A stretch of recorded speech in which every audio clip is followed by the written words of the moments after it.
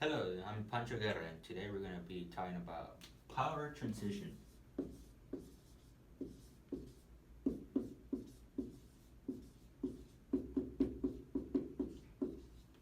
What is power transition? Power transition is where we're the top country, the powerful hegemony. And so in America, we want to be the top source of power. And nowadays, we had the incident of 9/11, and that caused a war on terror, and we should be fighting to be the top source of power. If not, we can go to war or anything. Another incident that's happened is the nuclear arms. We need to take away the nuclear arms from Iran, because if we don't take them away, we can have a power struggle and they could start a war with us. We don't want war in this country. We want to be the first and most important country. So how do we do that? We take away their weapons. We need to take away all their source of nuclear, so we don't get in war. If we are the top power. Power balancing realists, countries should rely on their existing alliances and on their institutions to contain conflicts that affect them. After all, to power balancing realists, hegemonies always eventually decline, while other states seek to restore an equilibrium in global power. Therefore, it's best for countries to seek institutions in creating legitimate multilateral action plans against aggressors, rather than completely unilateral independent action plans. Power balancing realists see the US's invasion of Afghanistan in 2001 as a huge mistake.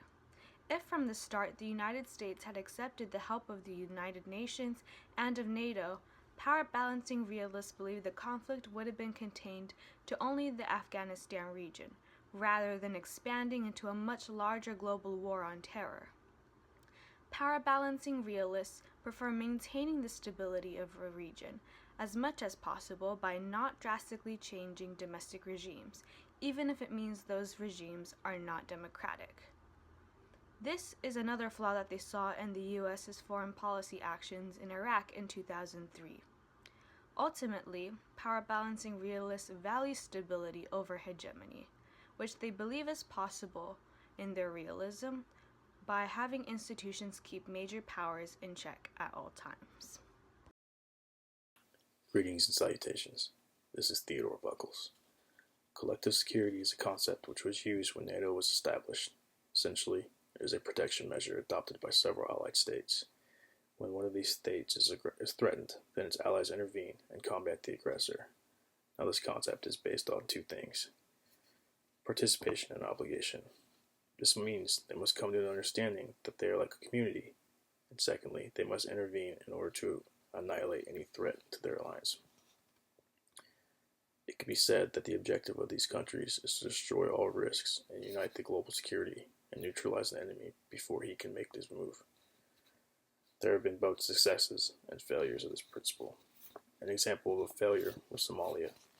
December of 1992, the United States dispatched forces under the UN to provide humanitarian aid to their country, which was being torn by civil war.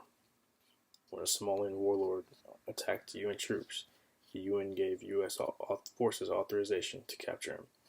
As the fighting started, a Black Hawk helicopter was shot down, and 18 US soldiers were killed. An example of a success was the first Persian Gulf War. It was a colossal war that ultimately saw Iraq being invaded because it violated sovereignty of another country. And this leads me to my next point: international law. International law is a judicial tool which communicates to several states a single vision regarding the international system. It offers the possibility of applying a series of rules that have the purpose of minimizing tension between states, but its main purpose is the instrument to provide the possibility of solving some conflicts through judicial means and not through military intervention. With that being said, this is Theodore Buckles signing off. My topic is domestic power struggle. Domestic power struggle includes ethnic conflicts, and an example is partition. Ethnic conflict groups have ethnic identities, and meaningful associations that provide for their safety and welfare. From a realist perspective, ethnic conflicts can lead to failed states and terrorist breeding grounds. Ethnic groups support each other like a family. One group won't control all the power. Sometimes it's better to let ethnic groups live separately. From a realist perspective, forcing diverse ethnic groups to live together doesn't work because they fight. An example is Bosnia-Herzegovina and Serbia, where Catholics and Muslims live separately. Bosnia is under a confederation, but Kosovo became free. I'd like to start off broadcast by saying I'm Russian living in Europe. This is Stepan Yankovic, tonight.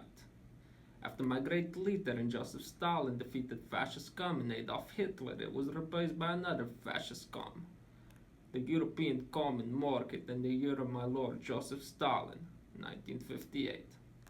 The market is a supranational institution. Supranational institutions seek to unite multiple countries behind common goals instead of state-specific ones. The European Common Market was able to reduce tariffs and establish universal external tariffs. It unified national currency. It was a market like no other. It was also a capitalist one.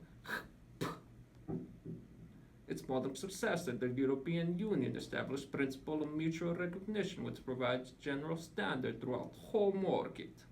It was able to sell its products within while keeping foreign products out. Hey, you want hair like Stepan Yankovic?